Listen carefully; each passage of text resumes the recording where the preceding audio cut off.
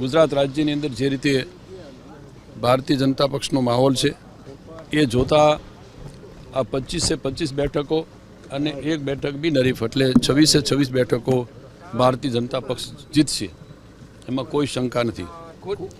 આખા રાજ્યની અંદર જે રીતે ભારતીય જનતા પક્ષનો માહોલ અને સૌ સમાજને સાથે રાખીને ચાલવાવાળો આ પક્ષ એ જોતા ખૂબ સારી રીતે જીતશે. અમારા વિસ્તારની અંદર સામાન્ય રીતે થોડી ઉનાળાની અસર થઈ, તાપની અસર થઈ, મતદાન થોડું ગત વખત કરતાં થોડું ઓછું થયું છે. પણ આ વખતનું મતદાન જે થયું છે એ મોટાભાગનું બધું જ ભારતીય જનતા પક્ષના તરફેણમાં થયું છે અને અમારી વિધાનસભા બેઠક ઉપરથી પણ આ વખતે લીડ 20,000ની આસપાસ આ બેઠક ઉપરથી અમે આપશું. કુંવરજીભાઈ, વિજયભાઈનું નિવેદન સામે આવ્યું છે કે મંત્રીમંડળનું વિસ્તરણ થઈ શકે તેમ. સોરી